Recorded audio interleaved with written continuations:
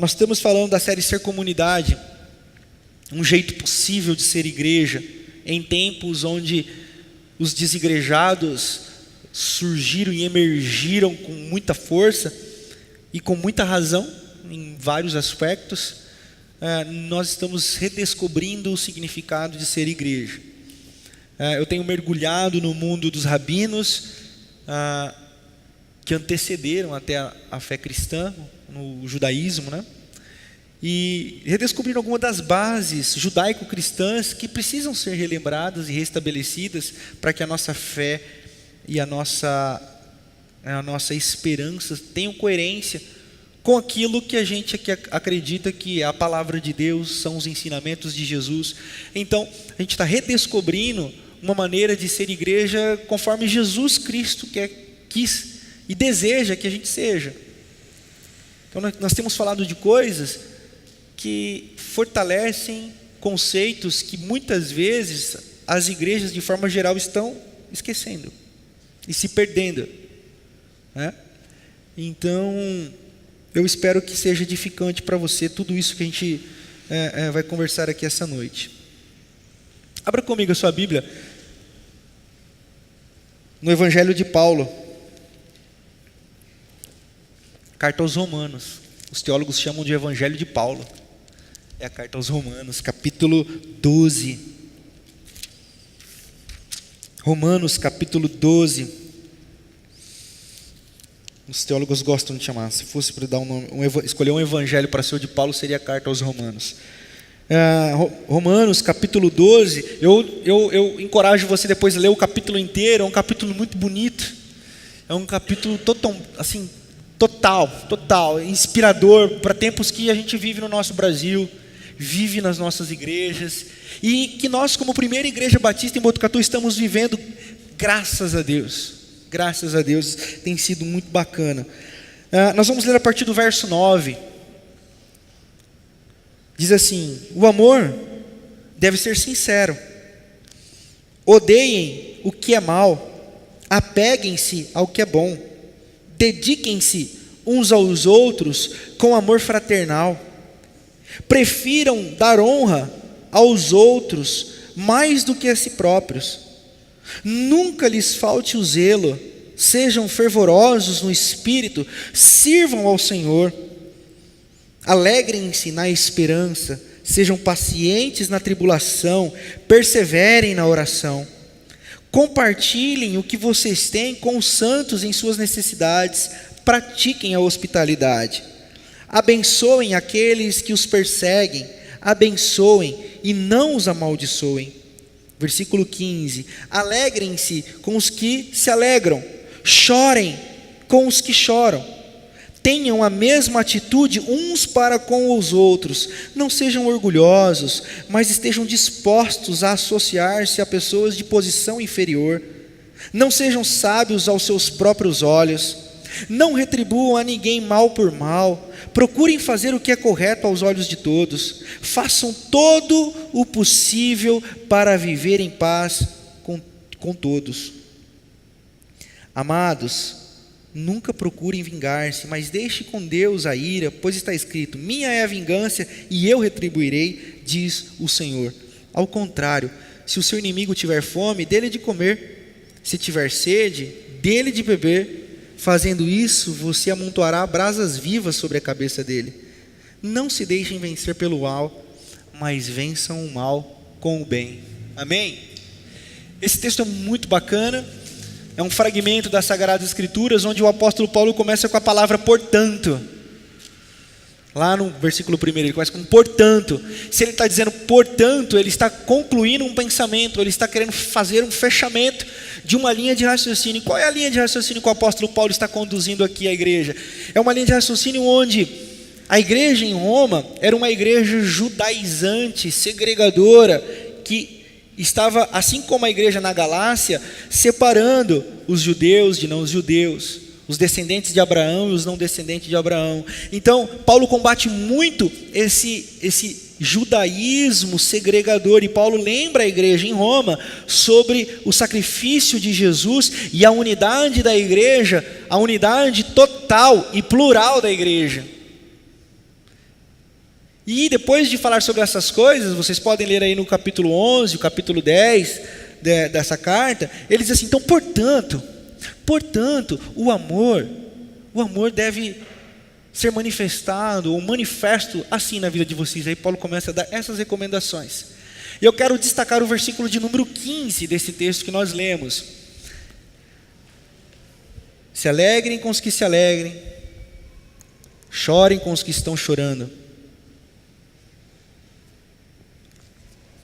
Eugene Peterson, na tradução da mensagem, vai dizer coisas muito interessantes na tradução desse texto.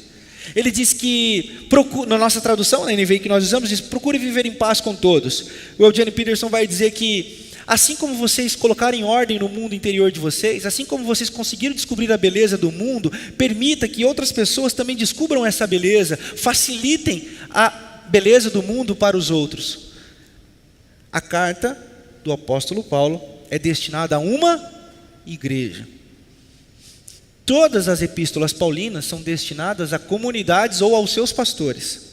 Ou seja, o cristianismo tem a ver com esse ajuntamento de pessoas e com o ajuntamento de pessoas que se reúnem em torno de um nome, o nome de Jesus Cristo de Nazaré. E quando essa comunidade se reúne em volta do nome de Jesus Cristo de Nazaré, existem algumas prerrogativas dessa comunidade que ela não pode se perder jamais dela. E quais são? O amor. E os frutos que o amor leva essa comunidade a desempenhar. É por isso que Jesus diz: olha, vocês são sal da terra e vocês são luz do mundo. Vocês têm que dar bom tempero, vocês têm que dar sabor a esse mundo sonso, em todos os sentidos, e vocês têm que levar a luz a esse mundo perdido na escuridão. E como que a gente faz isso? Isso não se faz com doutrina, isso não se faz com programação religiosa, isso não se faz com camisa de versículo, isso não se faz apenas com o muro pintado com uma frase bacana, isso não se faz com show gospel na praça no aniversário da cidade. Pode até ser uma parte, mas não funciona dessa maneira. A maneira que a igreja é sal e a maneira que a igreja é luz é quando ela está disposta a amar. E uma das maneiras, e essa é a que eu quero destacar, da gente ser comunidade, porque é um jeito possível, é chorar com os que choram e sermos capazes de nos alegrarmos com os que estão alegres. Só que como nós não discernimos isso, como diz o apóstolo Paulo no versículo 17, busquem a paz com todos, porque vocês estão em paz, então proporcionem a paz a todos. Só que a igreja não está em paz, porque a igreja não sabe lidar com suas próprias lágrimas, e a igreja também não tem sabido lidar com as suas alegrias. Então, se a gente não sabe lidar com a nossa alegria e nem com as nossas lágrimas, como nós seremos sal e como nós seremos luz do lado de fora? E quando eu digo do lado de fora, não é do lado de fora do templo, é do lado de fora da gente. Então, o convite do apóstolo Paulo é muito mais profundo do que simplesmente uma recomendação eclesiástica. É uma recomendação espiritual à igreja de Jesus de Nazaré. No estoicismo, existe uma ideia chamada eudaimonia. A eudaimonia é a felicidade, é o gozo, é aquele estado pleno. E é uma corrente dentro do estoicismo que diz que para nós alcançarmos essa eudaimonia, nós temos que nos abster de tudo e de todos. Eu estou lendo um livro do Sri Prembaba, é um mestre de sabedoria espiritual, e eu gosto muito dele, ele é hinduísta. Óbvio, eu tenho a minha prerrogativa cristã, mas eu aprendo muito com ele, inclusive algumas coisas que reforçam o meu cristianismo. E uma das coisas que eu vejo muito no hinduísmo, e isso tem influenciado muito o cristianismo, sem o cristianismo perceber, é essa eudaimonia. Essa eudaimonia, ou seja, a busca pelo gozo na abstenção das coisas desse mundo. E uma das coisas que a igreja tem tentado se abster é a dor. Você já viu? É muito comum falar assim, ó, o hinduísta, o cara da religião hindu, tal, ele está lá deitado na cama de prego, andando sobre as brasas quentes, mão no fogo, e o pessoal fala assim: você não sente dor? Ele fala assim: sinto, mas eu escolho não sofrer. Então, muitas vezes nós sofremos na nossa vida porque nós escolhemos sofrer, diz esse pensamento. Porque nós temos muitas expectativas e nós nos apegamos demais às coisas desse mundo, e quando nós não as temos, nós sofremos. Isso gera em nós angústia, isso gera em nós um aprisionamento, isso gera em nós uma dependência das coisas, filhos, emprego, status, dinheiro, sonhos, viagens, e quando nós não temos, nós frustramos, nós nos tornamos frustrados.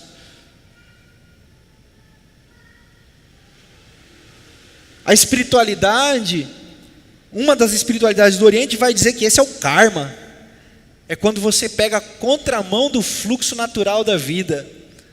Então, nós começamos a sofrer porque nós nos apegamos demais. E um dos mestres desse pensamento encontrou um rabino. E quando ele encontrou o rabino havia perdido seu filho de 14 anos por uma doença raríssima. E ele disse assim: rabino, sabe por que você está triste com a morte do seu filho? O rabino pensou: porque meu filho morreu, eu fico triste. 2 mais 2 é 4. Ele falou assim: não, porque você era apegado a ele. Porque se você não fosse apegado a ele, você saberia que agora ele está em paz. Porque aqui ele estava sofrendo, agora ele está em paz. E o rabino ficou aqui lá na cabeça. Enfim, quando eu li isso, eu pensei: muitas vezes a igreja não é capaz de chorar com os que choram, porque a igreja tem buscado esse tipo de espiritualidade, tem buscado uma eudaimonia na abstenção da dor, não quer sofrer. Eu não estou dizendo de ter prazer, eu quero sofrer, meu objetivo da minha vida é sofrer. Não é disso que eu estou falando. Eu estou falando sobre encarar a vida. Então, a igreja não cumpre muitas vezes o seu papel porque as pessoas vão para a igreja para fugir do sofrimento, para não encontrar o sofrimento, para se abster do sofrimento, para resignar o sofrimento, quando na realidade o sofrimento ele é um agir e trabalhar de Deus, mas esse aqui eu vou trabalhar numa outra perspectiva. Mas enfim, essa eudaimonia tem tomado conta, e sem a igreja perceber. Então, uma igreja que não chora, é uma igreja incapaz de consolar os que estão chorando. Eu me recordo, tempos atrás, eu estava conversando com uma mulher que tinha acabado de perder a mãe. E estávamos alguns irmãos da igreja, e a moça chorava muito, e aí uma irmã da igreja falou assim: não chora não. Não chora não. Eu falei: ela vai consolar. A irmã falou assim: não chora não, porque a sua mãe fica triste. Eu falei: mas a mãe dela não morreu?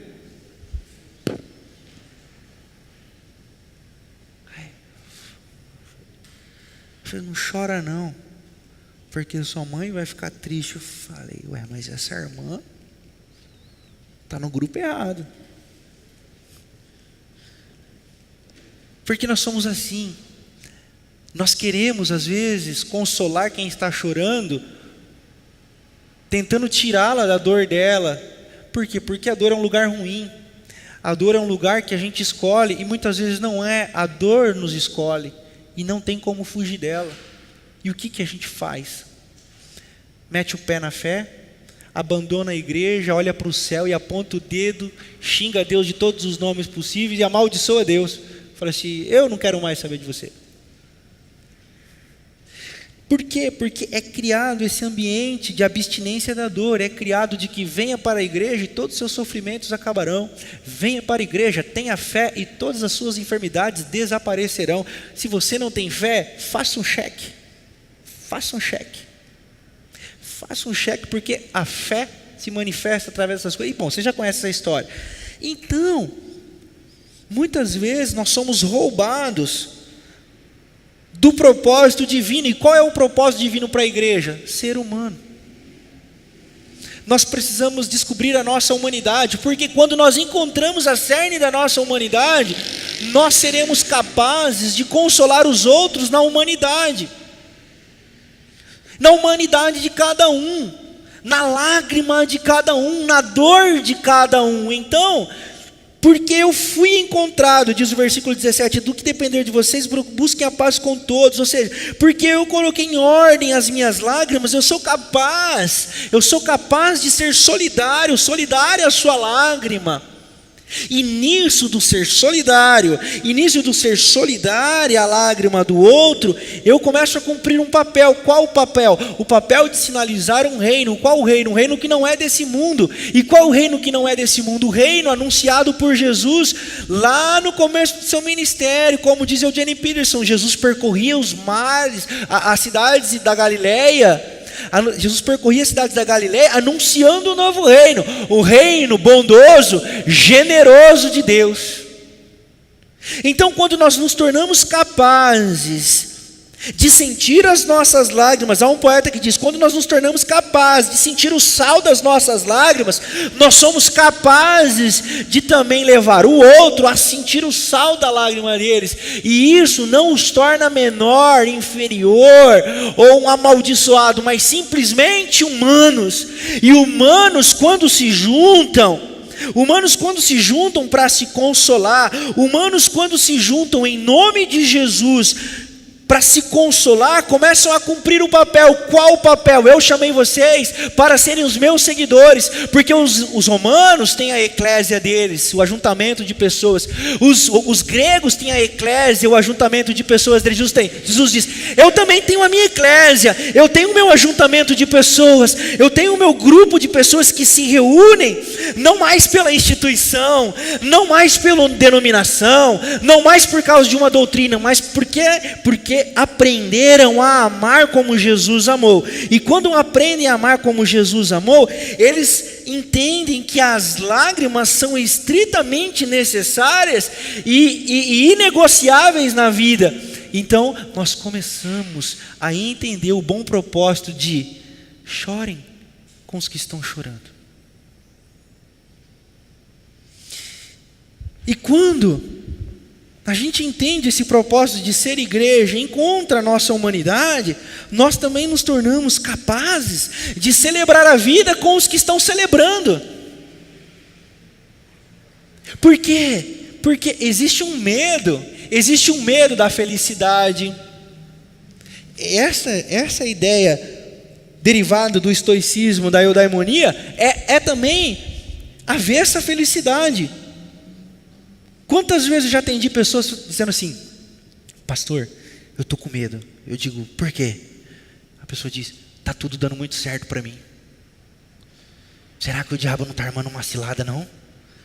Aí eu falo: mas meu Deus do céu, não é possível. A pessoa tem dificuldade com a felicidade, a pessoa tem dificuldade com o que é bom, a pessoa tem dificuldade com o que é belo. E se essa pessoa tem dificuldade com o que é bom, tem dificuldade com o que é belo, como que ela será capaz de se alegrar com quem está alegre? Como disse certa vez um testemunho, ou tristemunho, como diria um amigo meu, a pessoa entrou na igreja toda feliz. E aí, o diabo não falou, porque tem diácono e tem diabo, irmãos, então, tem dos dois dentro da igreja. Então, aí o diabo não falou assim: está muito felizinho, hein, irmã? Deve estar em pecado. Ó, é diabo, para falar uma coisa dessa é diabo. Por quê? Porque nós somos tomados por um sentimento de abstenção da vida, que rouba também a nossa alegria de viver, a alegria de celebrar, a alegria de participar de um churrasco, a alegria de participar de um evento de família, a alegria de viver. E se a igreja não é capaz de viver essa alegria, ela será incapaz de partilhar a alegria. A alegria de um irmão que conseguiu emprego, a alegria de uma irmã que conseguiu engravidar depois de tanto tempo, a alegria de um casal que ganha um filho, a alegria de um irmão que é promovido no trabalho, a alegria de um irmão que ganha na Mega Sena. Estou brincando, o crente não joga na Mega Sena. alegria de quem conquista, alegria de quem chega, alegria de quem almeja e realiza. Então, esse movimento aqui, desse movimento de não ser capaz de se alegrar com os que se alegram, é daqui que surge a inveja, é daqui que surge a cobiça. Sabe por quê? Porque diz assim, ó, é aqui, nessa incapacidade que a igreja tem de se alegrar com os que se alegram. Nossa, o irmão trocou de carro? Nossa, deve estar dando dízimo bom. Nossa, o irmão foi, nossa, mas nem vem no culto direito e conseguiu um cargo. Sabe, essas, como diria meu finado pai, Deus o tem, essas tontices, surge desses movimentos, e são essas coisas que põem fogo no arraial, são essas coisas que faz a igreja se afastar da missio Dei, da missão de Deus. São essas coisas que faz a igreja perder a identidade dela. São essas coisas que faz a igreja ficar olhando um para o outro e acusando. São essas coisas, meus irmãos. Então, e aí, a igreja que era para ser sal e ser luz, é a que acusa, é a que inveja, é a que aponta. Você já percebeu?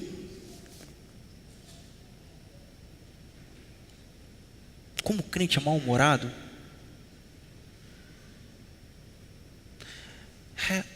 Uma vez alguém falou assim: pastor, o senhor conta bastante piada, né? O senhor é feliz. Eu falei: é só porque eu sou pastor tem que ser mal-humorado? Porque as pessoas associam ser cristão com, tipo, não pode dar risada, não pode brincar, não pode ser feliz. Chegou o crente, não, todo mundo fica sério. Chegou o pastor,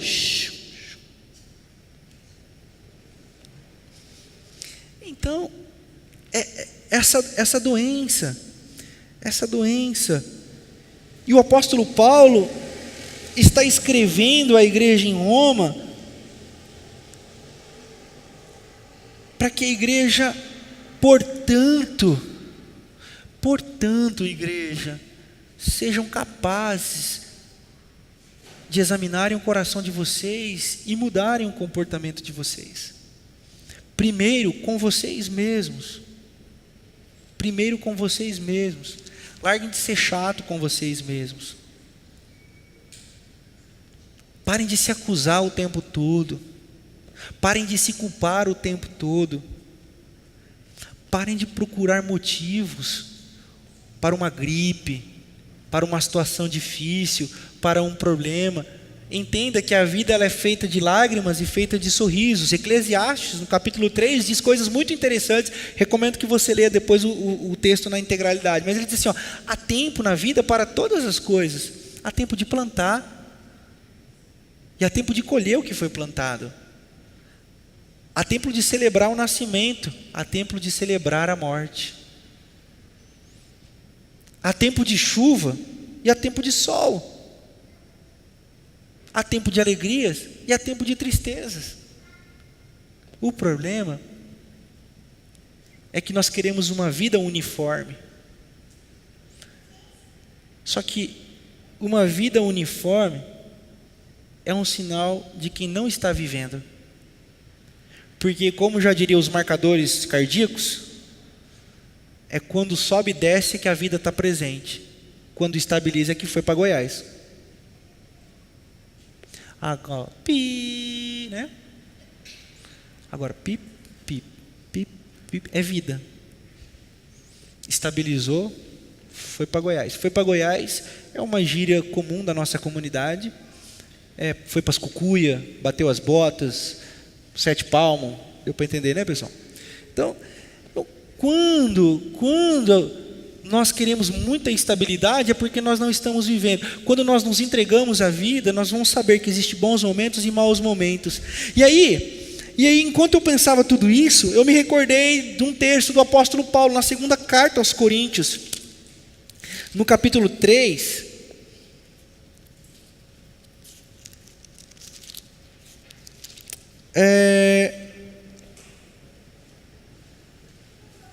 no capítulo 1,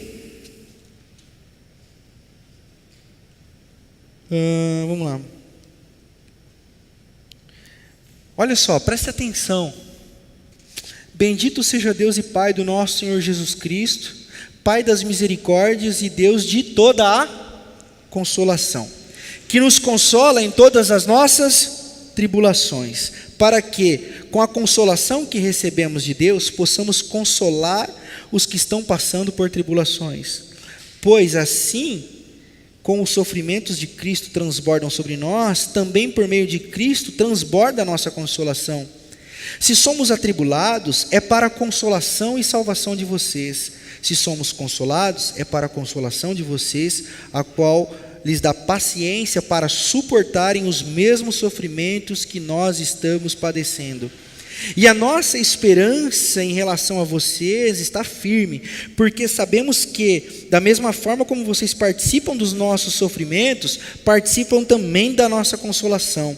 Irmãos, não queremos que vocês desconheçam as tribulações que sofremos na província da Ásia, as quais foram muito além da nossa capacidade de suportar, ao ponto de perdermos a esperança da própria vida. De fato, já tínhamos sobre nós a sentença de morte, para que não confiássemos em nós mesmos, mas em Deus que ressuscita os mortos. Ele nos livrou e continuará nos livrando de tal perigo de morte. Nele temos colocado a nossa esperança e continuará a livrar-nos, enquanto vocês nos ajudam com as suas orações. Assim, muitos darão graças a Deus por nossa causa, pelo favor a nós concedido em resposta às orações de muitos. E você querendo estabilidade. E você orando para que Deus... O grande desafio de ser cristão é saber que Deus está ao nosso lado apesar de. O grande desafio da fé cristã, e aqui eu concordo com Freud, aqui eu concordo com Karl Marx, aqui eu concordo com Nietzsche,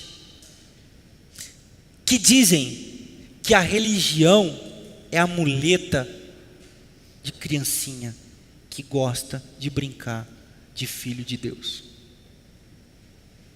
Sabe por quê? Porque Deus tem se tornado um aliviador de barra para muita gente. E é por isso que Freud diz que a religião é a carência da pessoa que fica buscando um paizinho. É por isso que Marx diz que a religião é o ópio do povo. É por isso que Nietzsche diz que Deus está morto. E eu concordo com eles, porque a Bíblia me diz essas coisas, e me diz que eu preciso concordar com eles, porque Deus não é esse papaizinho que fica o tempo, não, Ele é o Deus que está presente conosco, disposto a chorar as nossas lágrimas, disposto a estar ao nosso lado. Eu lembro de quando caiu o avião da Chapecoense, alguém me perguntou: pastor, onde estava Deus? E eu disse: chorando na Arena Condá. Pastor, onde estava Deus quando os garotos do ninho do urubu morreu? Chorando no ninho do urubu. Por quê? Porque Deus é o Deus presente, que é capaz de chorar as nossas lágrimas. Então a igreja é essa voz que ecoa de Deus no mundo. E é aqui que eu quero concluir a minha reflexão. A igreja é essa voz ecoando. A voz de quem? A voz de Deus. A voz de Deus ecoando para o mundo, dizendo assim: existe consolo, você não está só, você não está sozinho, esse sofrimento não é para a sua morte, esse sofrimento não é para o seu fim. E a morte aqui não é no sentido físico, porque tem gente que vai morrer, mas não é para a morte espiritual. A igreja precisa levar uma mensagem de esperança, uma esperança de que Deus está presente. Por isso, ser comunidade, um jeito possível é chorar com os que choram e se alegrar com os que se alegram. Por quê? Porque nós fomos consolados e nós temos a capacidade de se alegrar com aqueles que estão felizes. Nós adquirimos, nós recebemos e nós queremos anunciar isso para o mundo. Por quê? Porque nós provamos isso, nós aprendemos a viver isso. E porque nós aprendemos, nós vamos gritar para o mundo. Gritar para o mundo: olha, existe alguém que consola. Você não está sozinho, você não está sozinha.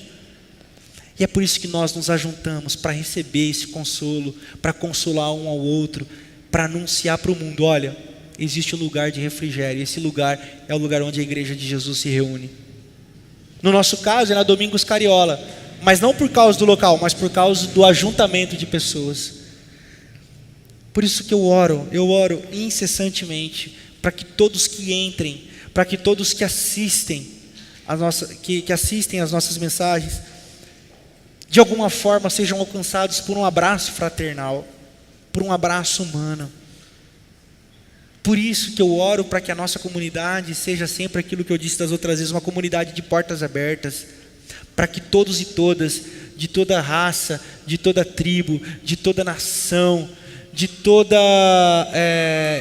condição sexual, encontre aqui um ambiente humano, tão humano, que é capaz, inclusive, de enxugar a lágrima um do outro. Por isso, nessa noite, eu quero ministrar o seu coração. Se você se sente sozinho, a gente quer chorar com você. Se você se sente esquecido por situações, por momentos difíceis que você está passando, acha que foi esquecido, acha que foi esquecida, eu quero lembrar, como igreja de Jesus, você não está esquecido. E é por isso que nós queremos te abraçar. Se você está feliz, e já diria um pensador contemporâneo que a felicidade é um lugar isolado, eu queria contrariar esse pensador. Eu queria que você encontrasse na igreja o seu ambiente para você repartir a sua alegria. Porque, como diria a sabedoria rabina, a alegria, quando compartilhada, ela fica dobrada. E nós queremos dobrar a sua alegria. Queremos que você encontre um ambiente favorável para você compartilhar as suas bênçãos e que a gente possa se alegrar com você. E que nesse movimento de compartilharmos as nossas lágrimas e compartilharmos as nossas alegrias, a sua vida seja transformada, para que você faça isso na onde você estiver. Seja mais humano, seja gente, como Jesus foi, e viva a vida. E se tiver difícil, clame a Ele em oração, persevere em oração, peça a Ele: Senhor, se estou fraco, e quando eu me sentir forte, me encontre também, me socorre, porque eu te amo, e eu quero que o mundo saiba desse amor, e que Deus te use, meu irmão, minha irmã, com poder, com graça, para ministrar o amor dele sobre tudo e sobre todos. Que Ele use a nossa igreja, que Ele use a nossa comunidade. Eu oro por isso, e oro por vocês, e oro por mim também. Vamos nos colocar de pé, vamos cantar essa canção, e que essa canção inspire-nos e nos leve a orarmos e nos prostrarmos diante de Jesus. Amém.